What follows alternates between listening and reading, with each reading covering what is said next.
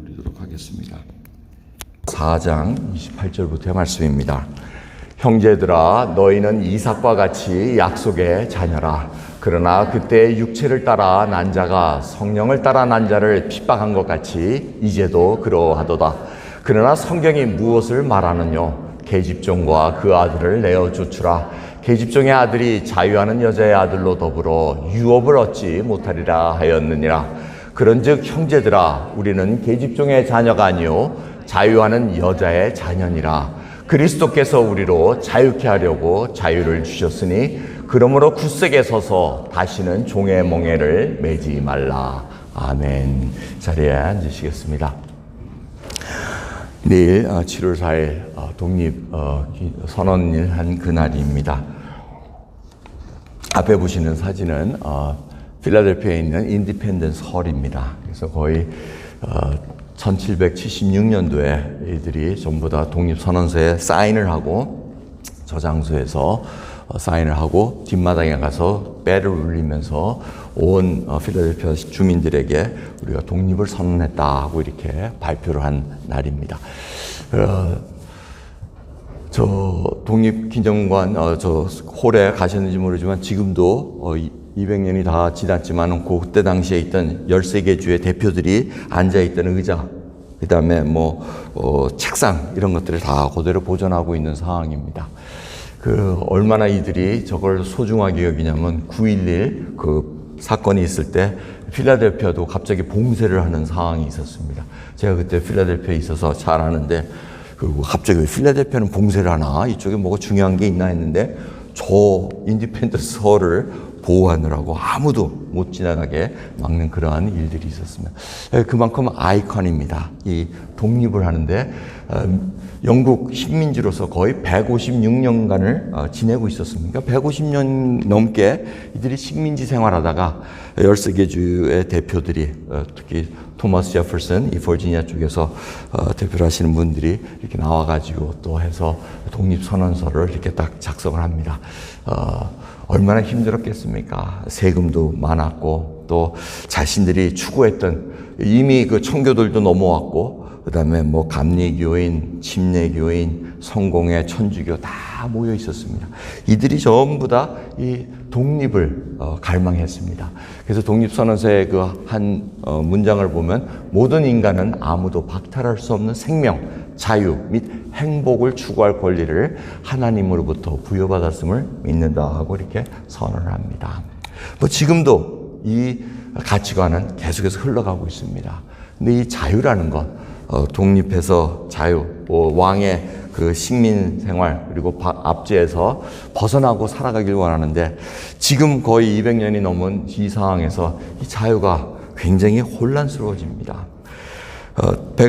미국 대법관에서 이 낙태권을 이렇게 박탈을 해가지고 낙태를 할 수 없는 거를 이제 각 주에서 자량껏 하게끔 만들어가지고 여태까지 낙태를 마음대로 할 수 있었던 분들이 굉장히 어펜드를 당한 것 같습니다. 그래서 지금 보고에 의하면은 미국 전역으로 26군데가 지금 테러를 받았다는 겁니다. 주로 낙태를 반대하는 클리닉이라든가 교회입니다. 그래서 교회도 사실은 지금 그런 타겟을 받고 있는 상황입니다. 여러분들이 아시겠지만 문을 자꾸 닫아놓는 이유가 그런 이유 때문에 그렇습니다. 이 세상이 지금 미국 땅이 이렇게 지금 흘러가고 있다는 것을 여러분들 알아야 됩니다. 생명을 귀하게 하고 자유와 행복을 추구할 권리를 하나님부터 받았는데 이것이 시간이 흐르다 보니 이런 모습으로 지금 변화됐다는 걸 알 수가 있습니다. 근데 오늘 본문 말씀 보면 자유함은 갈라디아서를 생각날 수밖에 없습니다. 갈라디아서는 믿음으로 의롭다 된다는 그 말씀과 자유함에 대해서 설명을 하고 있습니다. 하나님의 말씀이 얘기하는데 이 사도 바울이 여러분 2주 전에 기억나실지 모르겠습니다. 오직 한 복음, 다른 복음은 없고 오직 예수 그리스도 그 복음만이 전했는데 자유를 가진 걸 엿보고 들어왔다고 얘기합니다. 유대주의자들이 와서 율법을 자꾸 포싱했다는 겁니다. 그래서 사도 바울이 안타까워서 이제 얘기합니다. 내게 말하라. 율법 아래에 있고자 하는 자들아, 율법을 듣지 못하였느냐? 자, 율법에 대해서 얘기합니다. 너희들이 그렇게 율법을 좋아하느냐? 근데 율법은 죄를 깨닫게 하는 것이다. 그 율법을 통해서 구원을 얻을 수 없다는 것을 분명히 알게 해주는 것이 율법의 기능이다. 그래서 몽학 선생이라는 것을 설명하면서 참된 선생님이신 예수 그리스도께서 오셔서 우리로 하여금 구원을 가르쳐 주시고 구원을 이끌어 주신 것을 알려주셨다고 얘기합니다. 그러면서 이 사도 바울이 지금 창세기의 사건을 끌어들입니다. 그래서 율법이 무엇인 것을 알게 비교하게 만듭니다. 기록된 바 아브라함이 두 아들이 있으니 하고 이삭과 이스마엘이 있었다고 얘기합니다. 그리고 두 여인이 있다는 것을 알게 해줍니다. 그러면서 24절을 보면 이것은 비유니 하고 얘기합니다. 비유는 풍요, 알레고리라고 이렇게 얘기합니다. 알레고리는 상징적인 것을 보여줘가지고 본질적인 것을 알게 해주는 것을 얘기합니다. 그래서 굉장히 이 알레고리한 해석은 주의해야 됩니다. 사도 바울이 이런 성령의 감동으로 인해서 이걸 통해서 자유하는 여인과 노예 여인 사이에 태어난 것이 어떤 차이가 있는가, 이걸 알레고리로 설명을 해주는 것입니다. 그래서 사라와 하갈을 얘기합니다. 그래서 여러분들 이 얘기는 여러분 잘 아실 겁니다. 왜 이삭과 이스마엘을 대두하게 하냐면은 새 언약과 율법을 비교하기 위함입니다. 여러분 잘 아실 겁니다. 하나님께서 약속을 합니다. 아브라함에게 내가 정말 하늘의 별같이 바다의 모래와 같은 자손들을 허락하리라 하는데 당시에 아브라함에겐 자녀가 하나도 없었습니다. 근데 하나님께서 약속을 하셨습니다. 그래서 신학적으로는 Promise Covenant라고 얘기합니다. 약속의 언약이라고 얘기합니다. 약속을 분명히 하셨습니다. 내 몸에서 날 후사가 바로 그 자녀가 될 것이다. 그렇게 얘기를 하는데 이들이 참지를 못합니다. 10년 넘게 기다렸는데 뭐가 애가 나질 않고 살아도 다 경수가 끊어지고 애를 낳을 수가 없는, 육체적으로는 어떻게 감당할 수 없는 상황이 돼서 이제는 끝났네. 하나님이 약속은 했지만 나한테 나는 게 아닌가 보다 하고는 자기 종 하갈을 주면서 아브라함 보고 자손을 낳으시오 하고 이렇게 얘기합니다. 아브라함도 거부하지 않고 아이를 낳는데 그게 바로 이스마엘인데 하나님께서 야 온전해라. 지금 그쪽에서 날 게 아니다 하면서 지금 이삭 약속의 아이를 인간의 힘으로는 어찌할 수 없는 일을 낳게 해가지고 이삭이 낳게 됩니다.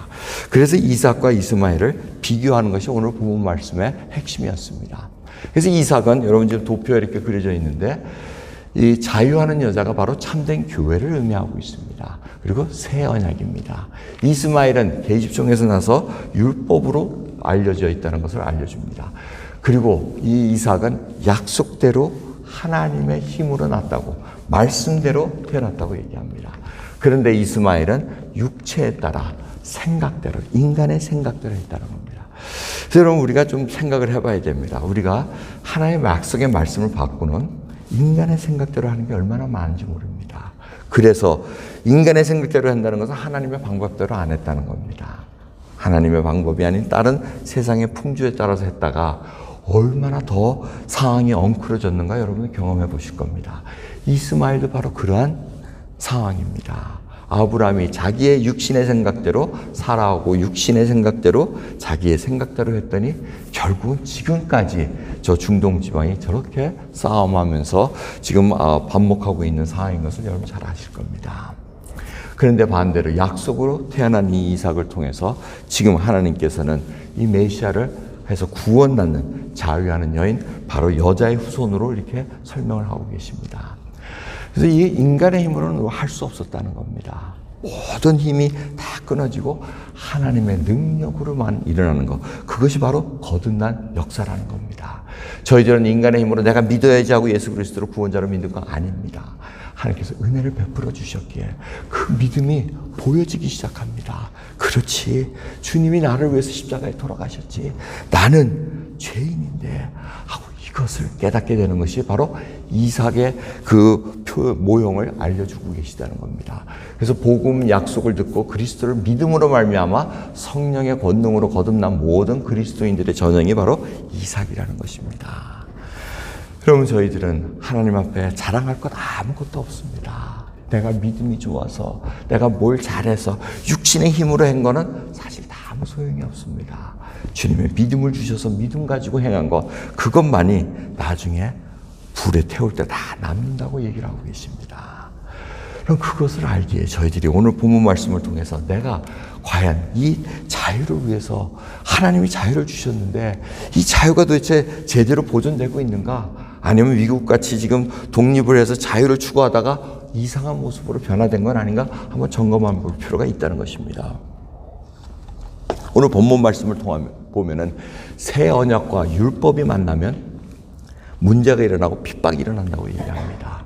그래서 사도 바울이 설명하기를 그때 육체를 따라 난 자, 육체를 따라 난 이스마엘입니다. 이스마엘이 갓 태어난 이삭을 보더니 막 희롱을 했다는 겁니다. 막 못 살게 구고 힘들게 했다는, 왜 안 보일 때 막 때리고 그랬던 모양입니다. 그러니까 사라가 보더니 이거 안 되겠다, 이스마엘하고 같이 있으면 안 되겠다 해서 내어 쫓으라, 계집종과 그 아들을 내어 쫓으라 하고 명령해 버립니다. 아브라함도 매정하게 그 갑부가 뭐 쥐어준 것도 별로 없어요. 그냥 물하고 뭐 얼마 음식하고 해가지고 광야로 보내버립니다. 여러분, 이 얘기를 왜 하냐면 핍박이 있다는 겁니다. 새 언약과 율법이 만나면 율법이 자꾸 은혜로 얻은 그 구원을 자꾸 올가매려 그러고 율법적으로 자꾸 만들려고 그런다는 겁니다. 그래서 그거를 내어 쫓으라고 얘기합니다. 여러분, 핍박받는 걸 이상하게 여기지 말라는 겁니다. 복음을 지닌 자는 어떻게 했든지 그 핍박이 오게 돼 있다는 겁니다. 그래서 갈라디아서를 보면 거짓 교사와 율법주의자들이 있다는 겁니다. 그들이 이상한 복음을 들여온다는 겁니다. 예수 그리스도를 믿고 구원받는 건 맞지만 거기에 할례를 받아야 됩니다. 여기에 뭘 해야 됩니다 하고 자꾸 뭘 덧붙이다는 겁니다. 그게 아니라는 겁니다. 그러면서 그들이 너희들은 그걸 모르는구나 하면서 자꾸 멸시하고 희롱했다는 겁니다. 마치 이스마엘이 이삭을 희롱했듯이 그러한 복음을 지닌 자들을, 이상한 복음을, 다른 복음을 지닌 자들이 와서 희롱하고 핍박했다는 것을 알려주고 있다는 겁니다. 그럼 저희들 혹시라도 예수 그리스도를 믿고 그 온전한 복음을 믿고 살아가는데 혹시 이런 일을 당하진 않았습니까? 그거 외에 다른 게 필요하다 자꾸 얘기한다면 여러분들이 조금 생각을 해보셔야 됩니다. 과연 내가 예수 그리스도를 믿고 정말 하나님 은혜 가운데 그 자유를 소유한 자로 살아가고 있는가? 주님께서는 이 요한계시록을 통해서 7개의 경고를 내리시는데 이 특별히 제일 아주 튼실한 교회인 에베소 교회에 경고를 내리십니다. 예수님께서 계시록 2장 1절부터 보시면 에베소 교회를 칭찬하십니다. 내가 네 행위를 안다. 네가 뭘 했는지 알고 너의 수고를 알고 너가 참은 걸 다 알고 있다. 그런데 그리고 내가 참고 내 이름을 위하여, 예수 그리스도의 이름을 위하여 견디고 게으르지 아니한 것을 아노라. 그러나 너를 책망할 것이 있나니 너의 처음 사랑을 버렸느니라 하고 얘기합니다. 자기네들이 자유를 디펜드한다고 열심히 애를 썼으나 처음 사랑을 버렸다는 겁니다. 그래서 주님께서 얘기합니다. 회개하여 처음 행위를 가지라고 얘기합니다. 그러면서 에베소 교회에 있던 니골라당을 얘기합니다. 니골라당을 너희들이 미워하는데 나도 그것을 미워하느라고 말씀하십니다. 이 에베소 교회에 있던 니골라당이라는 것은 당시에 있던 영지주의자들을 얘기합니다. 육은 악하고 영은 선해서 영은 구원을 받았으니 육은 아무렇게나 살아도 된다는 겁니다. 도덕적으로 아무렇게나 살아도 뭐 아무 문제 없이 그냥 살아도 죄의식까지 필요 없다. 구원을 받았으니까 이제 그 구원파의 그러한 논조를 그때 당시도 이미 갖고 있었다는 겁니다. 그래서 계명 같은 거 지킬 필요 없고 그냥 구원받았으니까 그 다음에 마음대로 살아라, 이제 그 얘기를 하고 있습니다. 근데 하나님, 예수님께서는 그걸 미워한다고 얘기하고 너의 처음 사랑을 버렸다고 얘기를 합니다. 하나님께서 얘기하시는 걸 보면은 자유를 계속 누리려면은 과연 무엇을 해야 되는가 알려주고 계십니다. 2주 전에 여러분 말씀 기억나실지 모르지만 이 어디로부터의 자유였습니까? 죄로부터의 자유였고 사망으로부터의 자유였습니다. 우리는 영원히 죽지 않고 이제는 주님과 영원히 살 그 영생, 생명을 주셨다고 말씀하십니다. 근데 이 자유를 누리려면 그 자유의 그 멍에를 다시 매지 말아야 된다고 얘기합니다. 그리스도께서 우리로 자유케 하려고 자유를 주셨으니 그러므로 굳세게 서서 다시는 종의 멍에를 매지 말라고 얘기합니다. 그럼 우리가 이렇게 자유를 얻었음에도 불구하고 다시 종의 멍, 죄의 종이 돼가지고 들어가면 종의 멍에를 다시 매는 것입니다. 독립을 했으나 이 미국 독립 기념 선언을 통해서 1776년에 독립을 했으나 나중에 남북 전쟁이 일어납니다. 그 남북 전쟁의 이유는 여러 가지 이유가 있었으나 그 중에 하나가 노예 제도였습니다. 노예 제도가 지금 자기네들이 자유를 추구한다고 해놓고는 자기 밑에 노예가 있어가지고 노예를 계속 제도화시키고 그걸 활용하고 있었습니다. 그거를 굉장히 싫어하는 자가 바로 동부 쪽에 이쪽 버스턴 쪽으로 해서 있는 사람들이었습니다. 그래서 남북전쟁이 터지고 그 상황이 지금까지 사실은 나옵니다. 여러분 PCA뿐만 아니고 다른 백인 어떤 교단에 어딜 가든도 항상 이 노예제도가 지금까지 문제가 됩니다. 당신네들이 노예제도, 교회에서 노예제도를 찬성하지 않았소 하고 이렇게 나옵니다. 그게 문제가 돼서 지금 여러분 몇 년 전에 막 동상들 무너뜨리고 뭐 이런 것들 다 있지 않았습니까? 이게 다 맥락이 연결되어 있습니다. 그 자유가 온전한 자유가 아니었다는 겁니다. 당신네들이 자유를 누릴 수도 있었으나 다른 노예들을 데리고 있었다는 건 참된 자유가 아닙니다 하고 그거를 뭐라 그랬다는 겁니다. 그래서 이 일들이 계속 어그러지면서 만들어가면서 지금 저희들이 2022년 이 미국 땅에서 살아가고 있다는 것입니다. 여러분, 자유는 계속해서 저희들이 점검해 봐야 됩니다. 그리고 진정한 우리가 누리는 자유가 하나님이 허락하신 자유인가? 이 자유라는 것은 영적인 자유가 가장 중요합니다. 세상으로부터의 자유입니다. 예수 그리스도를 믿은 후에 우리가 세상의 가치관으로 얽매이지 않습니다. 이 세상은 하나님의 나라와는 정반대의 가치관을 소유한 것들입니다. 그래서 세상 속에서 우리가 뭘 소유하려는 것, 예수 그리스도를 믿은 후에 그것이 일단은 이게 가치가 없는 거네. 영원한 생명에 비해서 이게 가치가 없는 거네 하고 눈이 바뀌게 됩니다. 우리가 가졌던 억압들, 그리고 남 판단을 받고 판단을 하고 하는 것들이 다 그로부터 예수 그리스도를 믿은 후에 자유로워집니다. 왜? 천국을 소유했기 때문에. 근데 천국을 소유한 자가 어떻다 그럽니까? 핍박을 받는다고 얘기합니다. 그리고 심판을 받을 것을 우리가 알기에 거기에 항상 대비하는 자로 살아간다는 것입니다. 판단하시고 심판하실 분은 바로 예수 그리스도 한 분이라는 것을 알기에 그것을 고백한다는 겁니다. 여러분이 진정 예수 그리스도를 믿은 후에 그 처음 행위, 내가 모든 예수 그리스도를 믿는 그 열정이 계속해서 흘러가고 있는가 점검해 볼 필요가 있습니다. 예를 들어 자동차 엔진 오일입니다. 자동차 엔진 오일이 5천 마일마다 바꿔주는 것이 좋습니다. 제가 경험이 있는데 어떤 차를, 중고차를 사러 갔는데 한 5년도 안 됐어요. 5년도 안 된 차를 이렇게 어느 분이 사겠다 그래서 추천을 해서 사드렸는데 이 차가 1개월도 안 돼가지고 퍼져버립니다. 퍼져버렸더니 가가지고 메케닉한테 갔더니 이 차는 사가지고 5년 동안 한 번도 오일 체인지를 안 했다는 거예요. 여러분, 오일 체인지를 한 번도 안 하고 다니면 어떻게 되는지 아세요? 그 오일 엔진에 그냥 떡지같이 떡지 묻어가지고 나중에 이게 피스톤이 안 가고 이게 막 어그러지더라고요. 그거를 이제 다 보여주는데, 엔진 오일 안 바꾸면 저렇게 되는구나. 그래서 그거 본 다음부터는 제가 아주 열심히 5천 마일마다 엔진 오일 바꿉니다. 여러분, 엔진 오일 안 바꾸시는 분 계세요? 바꾸셔야 돼요. 꼭 바꾸셔야 되는데, 제가 이걸 보면서 우리 세상 사는 것 마찬가지로 영적인 것도 마찬가지라는 겁니다. 우리가 처음 은혜 받았다고 그걸로 끝나는 거 아닙니다. 여러분, 그 은혜 처음 받은 거 가지고 계속 울거먹으면 어떻게 되는지 아세요? 그게 떡지 붙어가지고 이게 작동이 안 됩니다.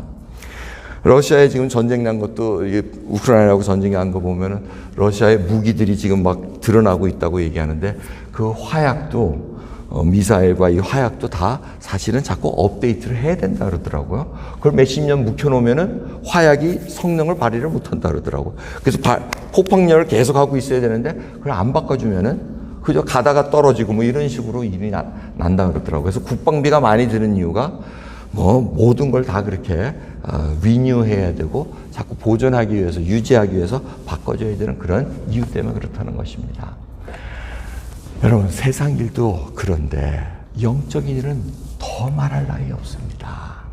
진정으로 내가 예수 그리스도 안에서 죄의 멍에를 벗고 지금 살아가고 있는데 혹이라도 죄의 그 모든 것들이 옛날에 다 벗어났던 것이 혹시 또 나를 덕지덕지 지금 감싸고 있는 것은 아닌가. 그 방법은 그냥 예수 그리스도 앞에 회개하고 나가면 됩니다. 그래서 처음 사랑을 버렸느라 해서 회개하여 처음 행위를 가지라고 얘기합니다. 주님께서는 지금 에베소 교회에 말씀하신 것은 바로 저희 현대에 있는 교회에 다 향해서 말씀하시는 것입니다. 누구도 여기에 예외가 없습니다. 예수 그리스도를 믿다 보면은 어느덧 자꾸 점검만 하고 보존하고 유지하지 않으면은 회개하지 않고 하나님의 말씀으로 자꾸 저희를 돌봐보지 않으면은 우리는 어느 순간에 덕지덕지 붙어가지고 피스톤이 작동 안 돼서 마치 믿음을 엑서사이즈 하는 것 같으나 타성에 적어져가지고 신앙생활하기가 쉽습니다. 구원이 어떻게 이루어지는가 그것도 희미할 때가 많습니다. 여러분 그걸 한번 생각해 보시면서 내가 정말 천국 문에 딱 섰을 때 예수 그리스도 앞에 섰을 때 내가 너를 들여보낼 이유가 뭐냐고 물어봤을 때 여러분 정말 답변 잘 해보시기 바랍니다. 그래서 여러분 다시는 종의 멍에를 매지 말라는 이 믿음의 오해를 자꾸 바꿔준다는 건 뭐냐면 시편 1편의 말씀입니다. 이번 주 시편을 계속해서 저희 묵상했는데 참 귀한 말씀입니다. 복 있는 사람은 악인의 꾀를 쫓지 아니하고 죄인의 길에 서지 아니하며 오만한 자의 자리에 앉지 아니하고 오직 여호와의 율법을 즐거워하여 그 율법을 주야로 묵상하는 자로다 하고 말씀하고 있습니다. 여러분 이게 점검 방법입니다. 내가 악인의 꾀를 쫓는 것은 아닌가. 악인들은 자꾸 저희들로 하여금 그게 바로 율법주의자들 다른 복음을 가진 자들이 하는 일입니다. 괜찮아 예수 그리스도 외에 이렇게 행동해도 돼. 조금 뭐 불평해도 괜찮아. 하나님 욕해도 괜찮아. 이런 식으로 자꾸 살살 이렇게 곁길로 가게 만들면 그게 악인의 꾀입니다. 어느덧 그걸 지나다 보면 내가 그 자리에 앉아 있습니다. 오만한 자리에 앉아 있습니다. 그리고 죄인의 길에 서가지고 같이 동행하는 그 무리에 섞여져 있습니다. 굉장히 무서운 말씀입니다.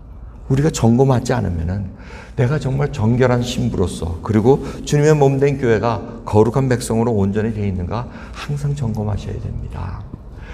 그러면서 율법과 은혜를 아까 반대한다 해놓고 이 말씀은 또 율법을 즐거워한다 그러네요. 헷갈릴 수 있으나 거기서 얘기하는 율법주의자들과 여기서 말하는 율법을 즐거워한다는 것은 다른 의미를 갖고 있습니다. 주님께서 새 언약을 맺으신 다음에 저에게 새 계명을 주셨습니다. 서로 사랑하라. 주님이 너희를 사랑한 것처럼 우리를 서로 사랑하라고 말씀하셨습니다. 여러분 이 사랑은 온 율법을 다 집대성한 거라고 말씀하고 있습니다. 이 율법은 우리가 지켜서 구원 얻는 그 율법이 아니라는 것입니다. 하나님의 뜻을 안다는 것입니다. 그럼 하나님의 뜻이 이 말씀 안에 다 들어가 있습니다. 읽으면 읽을수록 저 그래서 이번 주간에 정말 다윗이 얼마나 하나님을 사랑했는가 그 고백들을 보시지 않았습니까? 25편부터 쭉 보면은 자기가 악인의 꾀를 쫓지 않으려고 그랬더니 핍박이 오더라는 겁니다. 근데 그 핍박이 왔음에도 불구하고 내가 하나님께 부르짖었다는 겁니다. 힘든 상황에 부르짖었는데 자기가 갑자기 찬양을 드립니다. 왜? 기도 응답을 해주셨기 때문에. 여러분 이 믿음의 고백이 우리들에게 일어나길 소원합니다. 항상 우리는 하나님 내 기도 안 들어주셔. 언제 한번 부르짖어 보시기 바랍니다. 아버지가 자녀의 기도를 안 들어주시겠습니까? 여러분들이 오만한 자리에 앉지 않고 죄인의 길에 서지 않고 악인의 길을 쫓지 않기 위해서 주님 나 거기 안 쓸래요 하고 걷어 나왔더니 너무나 어려운 일이 옵니다. 그럴 때 하나님께서 기도할 때 하나님 왜 위로 안 해주시겠습니까? 그러면서 우리에게 주시는 확증이 있다는 겁니다. 주님께서 내 기도에 응답하시며 하고 찬양을 드린다는 겁니다. 그럼 믿는 자의 특권은 하나님을 찬양 드리는 겁니다. 잊지 마시기 바랍니다. 찬양이 끊어지는 순간, 감사가 끊어지는 순간 우리는 이미 죄의 멍에 다시 기어들어가고 있다는 겁니다. 덕지덕지 오일이 체인지가 안 돼가지고 그냥 덕지덕지 묻어있는 것처럼 우리 믿음의 엔진이 작동이 안 되고 있다는 것을 여러분 어느덧 우리가 그걸 깨닫을 수밖에 없다는 것입니다. 여러분 주님께서는 우리를 인도하십니다. 그리고 이 오늘 본문 말씀 두 번째로 알려주시는 것은 우리에게 유업이 있다는 것입니다. 약속대로 허락하신 것은 바로 유업이 있어서 이스마엘을 쫓아내라고 얘기합니다. 혼자 독식할 수밖에 없다는 겁니다. 약속의 자녀들을, 예수 그리스도를 믿는 자녀들은 하나님께서 유업을 주시겠다고 약속하고 계십니다. 그러게 여러분, 온유한 자가 땅을 차지한다고 얘기합니다. 하나님의 성품을 닮아가고 예수 그리스도의 성품을 닮아가는 이유는 결국은 우리가 주님의 그 유업을 영원한 그 나라 속에서 주님과 함께 그 나라를 누리기 위함입니다. 여러분, 우리 부모가 돌아가시면은 유산을 줍니다. 그 여러분들이 돌아가시면은 또 자녀들에게 유산을 줍니다. 그와 마찬가지로 하나님께서 우리에게 이제 우리가 죽음을 맞이해서 온 땅이 이제 다 끝날 때, 새 하늘과 새 땅이 있을 때 저희들에게 하나님이 갖고 계신 모든 것을 저희들에게 주시겠다고 약속하고 계십니다. 이 소망을 갖고 있으면, 야, 내가 이렇게 이 땅에 이렇게 집착해서 살 이유가 그렇게 없구나. 그냥 먹고 마시고 주실 거 있는 것만 있으면 감사하구나 하고 생각한다는 겁니다. 여러분, 우리 자녀들 잘 믿음으로 키우시기 바랍니다. 정말 이게 자꾸 할아버지가 되니까 손녀 자랑도 해야 될 텐데, 손녀 오늘 또 카톡을 보여주더라고요. 보여줬더니 이제는 한 2개월 되니까 얼굴도 마주치면서 쌩글쌩글 웃고 그래요. 아유, 그거 녹아나더구만요, 보니까. 쌩쌩 웃으니까. 근데 여러분, 그 아이한테 물어봅니다. 기도했냐? 예배 드렸냐? 하니까, 이제 예배 드릴 거라고 얘기하더라고요. 두 달 됐더라도 예배는 예배입니다. 아이가 알아듣습니다.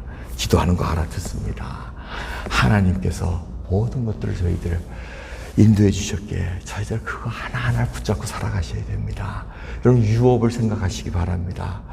만약 여러분, 우리 부모가 막 수빌리언 유산이 있다고 생각해 보세요. 뿌듯하지 않으세요? 지금 내게 아니더라도 뿌듯하지 않으시겠어요? 우리 김영진 성도님 뿌듯하지 않으시겠어요? 이야, 뿌듯하죠. 그거보다 더한 걸 지금 준비하고 계시다니까요. 야, 그거, 얘네들은 의심이 가는 모양이에요. 의심가? God has a lot of things to provide for us. He provides for us and He's ready to give us. It's our inheritance. Okay? 하나님께서 우리에게 유업을 주신다는 것을 잊지 마시기 바랍니다. 이 땅 따먹게 하느라고 고생 하지만은 그거 갖고 끝날 거 아니라는 겁니다. 모든 것을 갖고 계신 하나님, 그 하나님이 오늘 자유를 주셨기 때문에 더 이상 죄에 멍해지지 말고 하나님과 동의하는 길을 통해서 정말 감사함으로 역동적인 삶을 살아가기를 원하는 하나님의 마음을 깨달으시기 바랍니다. 기도하겠습니다. 하나님 감사합니다. 오늘 정말 주님, 미국 독립기념일을 맞이해서 저희들이 다시 한번 생각해 봅니다. 이 미국 땅에 와서 정말 소수부족으로 뿌리 내려서 이만큼 살아왔습니다. 더 중요한 것은 이 자녀들에게 믿음을 전수하기를 소원합니다. 정말 주님 붙들어 주시고 궁히 여겨 주시옵소서. 아버지, 제 자신도 저희 코리안 아메리칸 그리고 에이시안 아메리칸들의 그 힘든 점들을 조금씩 보면서 정말 이들을 어떻게 하면 정말 그 멍에에서 벗어나서 진정한 자유를 누릴 수 있을까? 아버지, 고민 중에 있습니다. 아버지, 이 세대를 붙들어 주시옵소서. 그들 마음속에는 항상 마이너리티로 박해받은 거, 차별받았던 거, 그 아픔이 항상 응어려져 있습니다. 주님, 예수 그리스도로 말미암아 예수 그리스도 안에서 정체성을 찾게 해주시옵소서. 그러기 위해서는 부모들이 먼저 예수 그리스도 안에서 온전한 정체성을 찾을 수 있도록 은혜 베풀어 주시옵소서. 아버지, 오늘 참여한 하나님의 자녀 권속들을 하나하나 붙들어 주시사 그 가정이 먼저 예수 그리스도를 온전히 모실 수 있는 가정 되게 하옵시고, 하나님의 은혜 가운데 정말 감격하며 주님 앞에 예배드리고 온전히 쓸 수 있는 가정으로 세워주옵소서. 감사드리며 예수 그리스도의 이름으로 기도드리옵나이다. 아멘. 404장입니다.